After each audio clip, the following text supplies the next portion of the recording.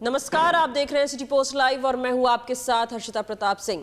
जनसुराज के संस्थापक प्रशांत किशोर लगातार आज चौथे दिन भी आमरण अनशन पर बैठे हुए हैं। पटना के गांधी मैदान में गांधी मूर्ति के नीचे लगातार वो बीपीएससी अभ्यर्थियों के साथ डटे हुए हैं।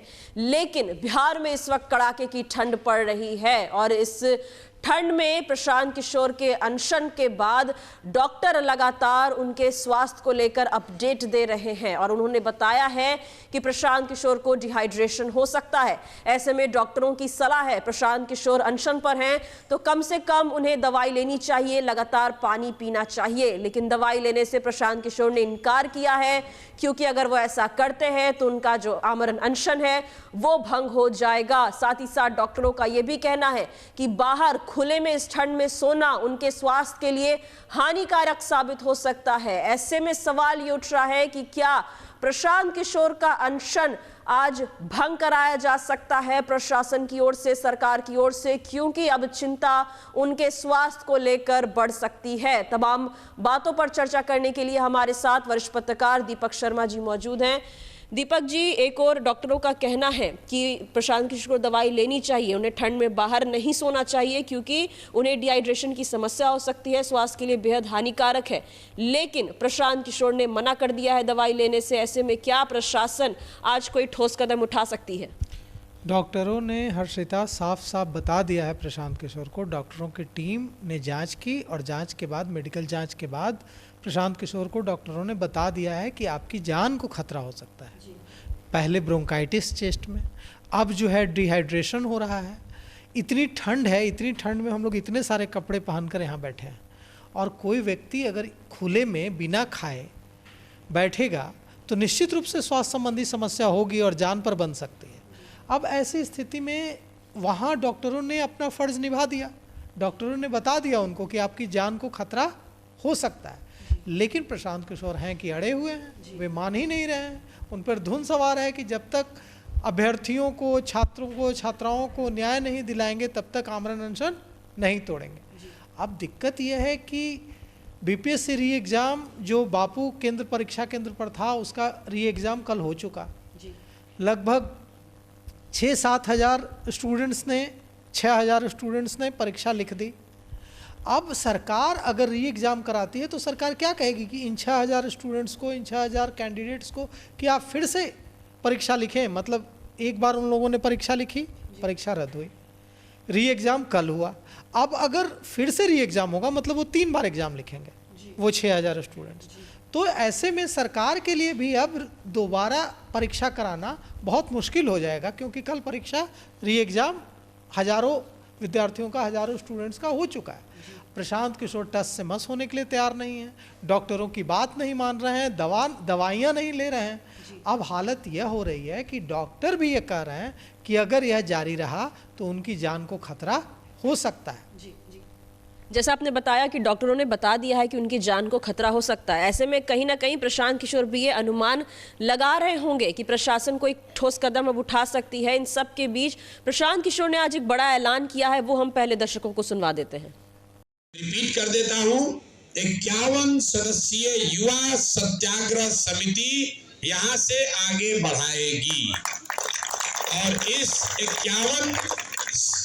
51 सदस्यीय सत्याग्रह समिति में कल 42 बच्चों ने सहमति दी और सबके सलाह से उन 42 विद्यार्थियों को, छात्रों को, युवाओं को इस समिति का नेतृत्व दिया गया है। जो साथी हमारे अगल बगल बैठे हैं, ये सारे लोग प्रशांत किशोर से ज्यादा इन्होंने सेक्रीफाइस किया है, इन्होंने ज्यादा कमिटमेंट होना है और सब ने कल रात में वार्ता की है। और मैं तहे दिल से अपने छोटे भाइयों का, इन साथियों का शुक्रिया अदा करता हूं। इन्होंने वो मैच्योरिटी दिखाई है जो बड़े बड़े राजनीतिक नेता नहीं दिखा सकते हैं। इन सब ने तय किया कि हमारे आपसी वाद विवाद कुछ नहीं है, हमारी विचारधारा चाहे कुछ भी हो, हम चाहे किसी दल, किसी नेता से जुड़े हों, जहां तक युवाओं का, छात्रों का मामला है, इस पर सब हम एक हैं और इसीलिए सब ने मिलकर कल एक नया जो संगठन बनाया है युवा सत्याग्रह समिति। अब ये पूरा अभियान जन स्वराज का अभियान नहीं है, ये आरजेडी का अभियान नहीं है, ये कांग्रेस लेफ्ट का अभियान नहीं है, ये भाजपा जेडीयू का अभियान नहीं है, ये प्रशांत किशोर का अभियान नहीं।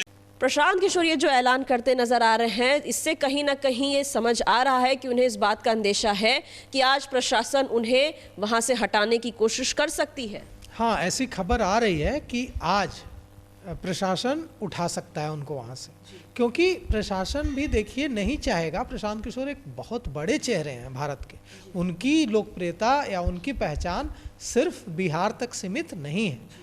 उन्होंने कई राजनीतिक दलों के लिए चुनावी रणनीति बनाने का काम किया है, मशहूर रहे हैं पूरे भारत में, यहाँ तक कि दुनिया के कई देशों में लोग उनको जानते हैं। मानवाधिकार संगठनों से जुड़े कई कार्यकर्ता पूरी दुनिया में उनको जानते हैं। तो ऐसी स्थिति में बिहार सरकार भी नहीं चाहेगी कि प्रशांत किशोर की सेहत को लेकर या प्रशांत किशोर के स्वास्थ्य को लेकर कोई बड़ी गंभीर स्थिति बने, और डॉक्टरों की माने तो स्थिति बन रही है। अब सरकार री एग्ज़ाम कराने का जो मतलब जो संकेत दे रही है सरकार, वह साफ है कि सरकार बिहार लोक सेवा आयोग री एग्ज़ाम नहीं कराने जा रही। सरकार नहीं कराने जा रही है, आयोग भी ने कई बार साफ कर दिया है। और फिर कल जो है एग्ज़ाम के बाद, री एग्ज़ाम कराने के बाद बिहार लोक सेवा आयोग के परीक्षा नियंत्रक ने बयान जारी कर यह कहा है कि परीक्षा हमने संपन्न करा ली, शांतिपूर्वक संपन्न करा ली, और हम जो है पहले बापू केंद्र पर जितने छात्रों ने परीक्षा दी थी उससे 700 ज़्यादा छात्रों ने इस बार परीक्षा दी है। तो जो बाइकआउट का आपका नारा है वो तो नहीं चला, आप स्टूडेंट्स तो परीक्षा आकर दे रहे हैं। तो इससे साफ है कि सरकार और आयोग ने मन बना लिया है कि हम री एग्ज़ाम पूरे बिहार में नहीं कराएंगे। अब प्रशांत किशोर के सामने भी पीछे हटने का कोई रास्ता नहीं है। सरकार भी करे तो क्या करे, ये बहुत ही ऊहापोह असमंजस की स्थिति बन गई है। दोनों के पास विकल्प नहीं है। प्रशांत किशोर इतना आगे बढ़ चुके हैं कि वे पीछे हट नहीं सकते हैं। सरकार ने कल री एग्ज़ाम करा दिया हजारों स्टूडेंट्स का, अब दोबारा री एग्ज़ाम का सवाल ही नहीं उठता। अगर दोबारा री एग्ज़ाम होगा तो कितनी भत पिटेगी हर्षिता सरकार की और बिहार लोक सेवा आयोग की। लेकिन जो खबर आ रही है सूत्रों के हवाले से, सूत्र बता रहे हैं कि आज रात प्रशांत किशोर को वहां से उठाया जा सकता है। जैसा आपने कहा कि प्रशांत किशोर तो लगातार डटे हुए हैं, लेकिन कहीं ना कहीं उन्हें अंदेशा है इस बात का कि उन्हें आज उठाया जा सकता है आज रात में। वहीं दूसरी ओर कल परीक्षा भी करवा ली गई है आयोग की ओर से। ऐसे में प्रशांत किशोर कमेटी तो बना रहे हैं, लेकिन कई अभ्यर्थी भी हैं जो उनके साथ लगातार वहां डटे हुए हैं, और उनकी मांग तो यही थी कि परीक्षा दोबारा करवाई जाए, और अब ऐसा कहीं ना कहीं होता नजर नहीं आ रहा है। ऐसे में जो कमेटी है वो क्या एक्शन लेगी, क्योंकि नीतीश कुमार भी बात करने के मूड में नजर नहीं आ रहे हैं पूरी तरीके से, उन्होंने भी चुप्पी साधी हुई है। हाँ, उन्होंने तंज भी कसा है कांग्रेस पर और राजद पर। उन्होंने कहा है, प्रशांत किशोर ने कहा है कि राहुल गांधी आए और पूरे आंदोलन का नेतृत्व करें और मैं पीछे बैठूंगा, और यहाँ तक उन्होंने कहा कि अगर उनको मेरे साथ बैठने में दिक्कत है तो मैं आंदोलन से हट जाऊंगा। वे आंदोलन राहुल गांधी आकर बिहार आकर आंदोलन का नेतृत्व करें। उन्होंने नेता प्रतिपक्ष तेजस्वी यादव पर भी तंज कसा है और उन्होंने कहा कि आपको लगता है कि सारा पॉलिटिकल माइलेज मैं ले रहा हूँ, आप आ जाइए, तेजस्वी यादव आ जाए, वे नेतृत्व करें, मैं उनके पीछे बैठूंगा। या फिर आपको लगता है कि मेरे साथ तेजस्वी यादव को लगता है कि मेरे साथ बैठने में दिक्कत है तो मैं हट जाता हूं, आप ही नेतृत्व करें। मतलब वे कोई चांस, प्रशांत किशोर कोई चांस नहीं दे रहे हैं, कोई मौका नहीं देना चाहते हैं किसी को भी। और यह सच है हर्षिता कि प्रशांत किशोर बिहार के जो युवा, हजारों हजार युवा, 5 लाख युवाओं का सवाल है, और 5 लाख से कितने कनेक्टेड होंगे, कितने लोग, उनका दिल जीतने में सफल रहे हैं। जो नाराज़गी की बात आ रही थी सामने कि नाराज़गी है युवाओं में, जो हुआ मार्च के दौरान लाठी चली और प्रशांत किशोर के चले जाने के बाद जो लाठी चार्ज हुआ, उसको लेकर जो नाराज़गी की बात आ रही थी, वो सारा प्रशांत किशोर ने कवर अप कर लिया। अब वे फिर से एक बार, और हम कहें कि फिर से एक बार नहीं, ज़्यादा ताकत के साथ नायक बनकर उभरे हैं। और अब जो हालत है कि जो कहते हैं ना कि युवा एक सेल्फी लेने के लिए वहाँ जब गांधी मैदान में बैठे हैं तो युवाओं की टोली वहाँ पहुँच रही है जिनका इस आंदोलन से कोई वास्ता नहीं है। वे युवा वहाँ आ रहे हैं और बस इस बात की जिद कर रहे हैं वहाँ आके कि हम प्रशांत किशोर के साथ एक सेल्फी लेना चाहते हैं। तो नायक बनकर उभरे हैं और प्रशासन को भी ये लग रहा है कि प्रशांत किशोर जितने दिन गांधी मैदान में बापू प्रतिमा के सामने बैठे रहेंगे उतना उनको पॉलिटिकल माइलेज, पॉलिटिकल बेनिफिट मिलता रहेगा। तो और उनको उनके सामने इसकी वजह भी मिल गई है। तो आज जैसा कि सूत्र बता रहे हैं, सूत्रों के हवाले से खबर आ रही है कि प्रशासन आज रात उन्हें वहाँ से उठा सकता है।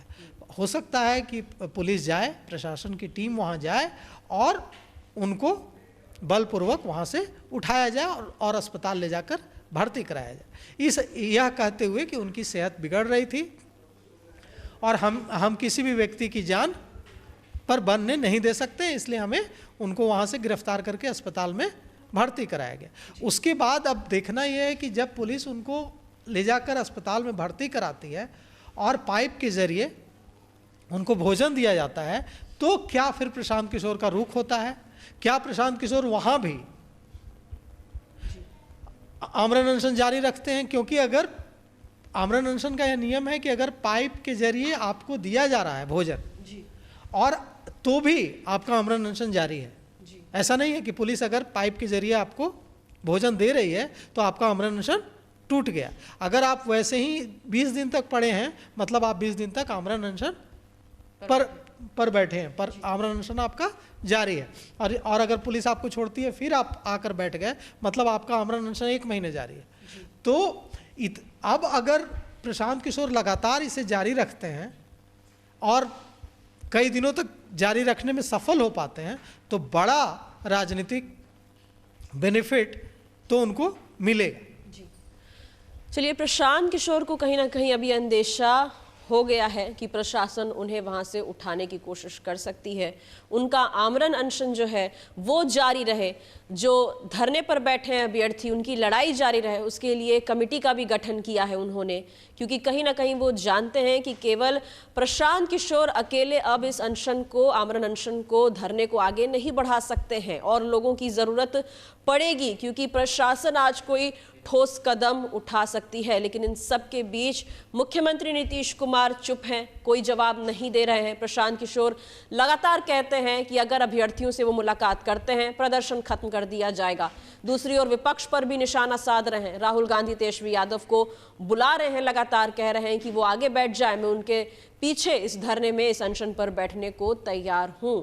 अब कई सवाल हैं, जवाब ढूंढने की हमने कोशिश की। ये आमरण अनशन, ये धरना अब किस ओर जाता है ये आने वाले समय में पता चलेगा। फिलहाल इस खबर में इतना ही। आप आगे की खबरों के लिए देखते रहिए सिटी पोस्ट लाइव। धन्यवाद।